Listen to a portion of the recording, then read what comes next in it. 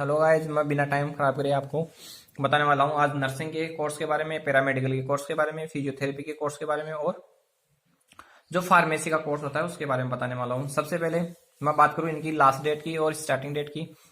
जो इनके फॉर्म खुले हुए थे वो 14 अक्टूबर को खुल गए हैं इनके फॉर्म, और आप इनके फॉर्म भर सकते हो। और 13 नवंबर इसकी लास्ट डेट है। जो आप इसको जल्दी से जल्दी फॉर्म भर दीजिए, नहीं तो इसकी लास्ट डेट निकल जाएगी। और अपन लोग सोचते रहते हैं कि यार कल भर देंगे, परसों भर देंगे, ये जिससे कभी कभी अपना फॉर्म भी निकल जाता है। सबसे पहले फॉर्म अपना खुला हुआ है, नर्सिंग का फॉर्म खुला हुआ है। इसमें नर्सिंग में आप कंपाउंडर का कोर्स कर सकते हो। पैरामेडिकल में इसमें अलग अलग कोर्स होते हैं। इसमें 13 से 14 फॉर्म होते हैं, जो इसमें भी आप फॉर्म भर सकते हो। फिर फिजियोथेरेपी में जैसे चोट लग जाती है तो उसमें मसाज वगैरह होती है, तो ये फिजियोथेरेपी का कोर्स होता है। जैसे स्पोर्ट्स वगैरह में किसी खिलाड़ी को चोट लग गई तो फिजियोथेरेपी वाला वो भाग के आता है, उसको मसाज वसाज करता है, मेडिसिन वगैरह देता है, तो वो फिजियोथेरेपी का कोर्स वाला आता है।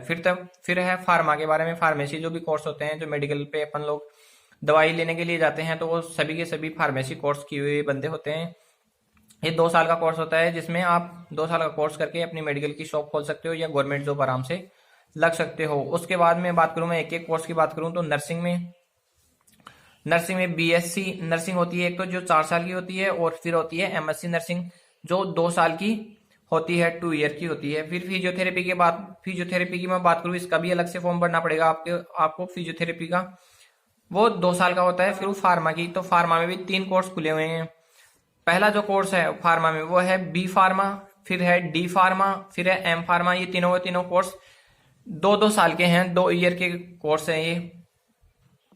फिर उसके बाद में बात करूं मैं गाइस की इसमें सब्जेक्ट आपके पास में कौन सा हो तभी फॉर्म भर सकते हो। ये जितने भी मैंने तीनों फॉर्म बताए हैं आपको, नर्सिंग का, फिजियोथेरेपी का और फार्मा का, तो इनमें सिर्फ आप बायो वाले स्टूडेंट ही भर सकते हो।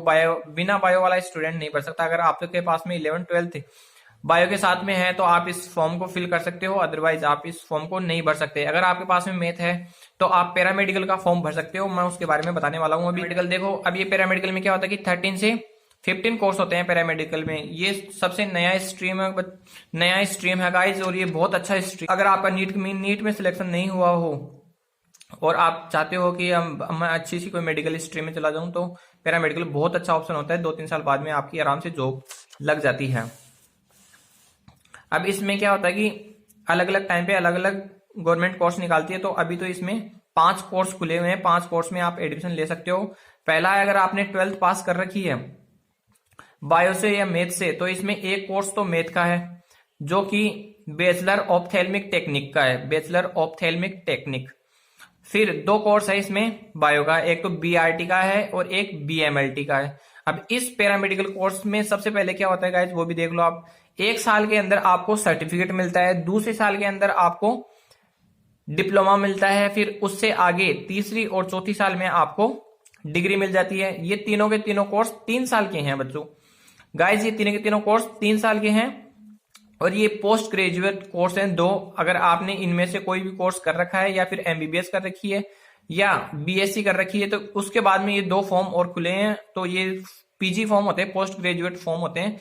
तो इनमें भी आप एडमिशन ले सकते हो। पहला कोर्स है इसमें एमएससी रेडियोथेरेपी टेक्निक है। फिर उसके बाद में पीजी डिप्लोमा का कोर्स है, वो 1 साल का है। और ये एमएससी रेडियोथेरेपी टेक्निक का कोर्स है, वो है 2 साल का कोर्स है। फिर इसमें सबसे पहले बात करूं मैं बीआईटी के बारे में बात करूं, तो ये एक्सरे वगैरह करवाने जाते हो बाहर, हॉस्पिटल के बाहर, तो ये इसमें आता है। फिर उसके बाद में बीएमएलटी के बारे में बात करूं, तो बीएमएलटी में क्या आता है, जैसे आप खून की जांच कराने जाते हो, या फिर लीवर की फंक्शन की जांच कराना चाहते हो, मलेरिया की जांच कराना चाहते हो, तो ये जो भी जांच होती है ये बीएमएलटी के बच्चे ही करते हैं। बीएमएलटी कोर्स करने के बाद में जो लैब में काम करते हैं बच्चे, तो ये बहुत अच्छा एक कोर्स है। तो इसमें आप 2-3 साल में कोर्स करके आराम से बढ़िया जॉब पा सकते हो। अगर आप प्राइवेट भी करना चाहते हो तो प्राइवेट जॉब मिल जाएगी आपको। अगर आप गवर्नमेंट जॉब करना चाहते हो तो आराम से गवर्नमेंट जॉब भी मिल जाएगी इसके अंदर। इसमें सबसे महंगा कोर्स एक और होता है, रेडियोलॉजी का कोर्स होता है। सबसे महंगा, सबसे लंबा कोर्स वही 5 साल का कोर्स होता है, जिसमें आप एमआरआई वगैरह करवाते हो। वो सबसे महंगा कोर्स होता है, उसमें जॉब भी बहुत अच्छी लगती है, सैलरी भी बहुत अच्छी मिलती है। अगर आप प्राइवेट कॉलेजों से करना चाहते हो तो उसको प्राइवेट कॉलेजों से कर लो, कोई दिक्कत नहीं है, उसमें आराम से मस्त कोर्स हो जाएगा। अभी ये तो बात थी अपनी प्राइवेट कॉलेज, वो गवर्नमेंट कॉलेजों की बात थी। अब मैं प्राइवेट कॉलेजों की बात करूँ तो प्राइवेट कॉलेजों में ये बहुत सारे कोर्स खुले हुए हैं अपने, तो उसमें आप जाके एडमिशन करवा सकते हो। जैसे जयपुर में 2 कॉलेज है, प्राइवेट कॉलेज है, तो उसमें जाके एडमिशन करवा सकते हो। और ये सरकारी 5-6 कॉलेज हैं, 2 तो जयपुर में है, एसएमएस और एक RUHS, एक कोटा के अंदर है, एक अजमेर के अंदर है और एक बीकानेर के अंदर है। कॉलेज तो बहुत कम है, तो आपको जल्दी से जल्दी इसमें एडमिशन ले लेना चाहिए। फिर मैं बात करूं गाइज मार्क्स की। आपके 12th में मार्क्स अगर 55% हैं, और अगर आप जनरल और ओबीसी में हो तो आपको 55% मार्क्स चाहिए होंगे। और अगर आप एससी और एसटी में हो तो आपको 50% मार्क में भी एडमिशन मिल जाएगा। कहने का मतलब आप फॉर्म भर सकते हो, विदाउट 50% मार्क्स आप फॉर्म नहीं भर सकते। फिर मैं उसके बाद में बात करूं कि इसके फॉर्म में क्या क्या चाहिए। आपको 10th 12th की मार्कशीट चाहिए, उसके बाद में आईडी चाहिए, आईडी में आपका आधार कार्ड चल जाएगा, सिग्नेचर चल जाएगा, सिग्नेचर जो आप नॉर्मल कर सकते हो वो कर देना, और आपकी एक फोटो चाहिए, व्हाइट बैकग्राउंड में आपकी फोटो चाहिए, और आपकी दाढ़ी वगैरह साफ होनी चाहिए, उसमें दाढ़ी वगैरह कटवा लेना अगर आपको ज्यादा दाढ़ी रखने का शौक है तो। और उसके बाद में आप अगर ग्लासेस लगाते हो चेहरे पे तो वो भी हटा के फोटो खिंचानी है आपको। फिर उसके बाद में बात करूं मैं फॉर्म फी के बारे में, तो जनरल वालों की फॉर्म फीस है इसमें 1500 रुपए, और एससी और एसटी की जो फॉर्म फीस है वो है 750 रुपए। तो 100 नंबर का पेपर आता है, 100 नंबर के पेपर में सिर्फ केमिस्ट्री और फिजिक्स का पेपर आएगा गाइज। फिजिक्स के 50 क्वेश्चन आएंगे और 50 क्वेश्चन केमिस्ट्री के आएंगे, और कोई भी नेगेटिव मार्किंग नहीं है इसमें। आप जितने क्वेश्चन कर सको कर लेना इसमें। 100 में से 100 अगर मार्क्स लेके आते हो आप, तो आपको अच्छी से अच्छी कॉलेज मिल जाएगी और अच्छे से अच्छा कोर्स मिल जाएगा।